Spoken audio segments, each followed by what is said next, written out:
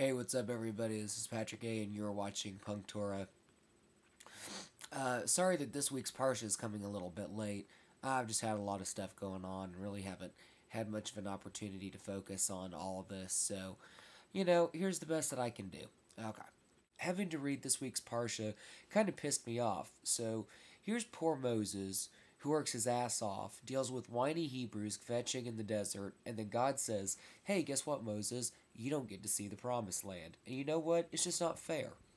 It makes me angry at God, and maybe that's the point of the story. Life isn't always fair. Usually it's totally unfair, but at least that motivates us to do good things.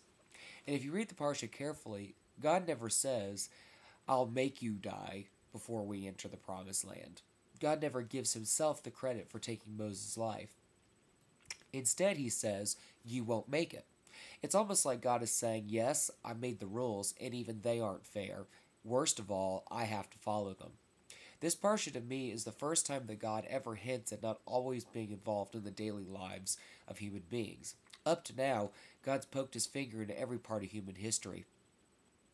But now, with his greatest prophet, God says, sorry, pal, time for everyone to grow up. I'm out of here. And at the end of the Parsha, we're given the Shema, the holiest prayer in the Jewish tradition.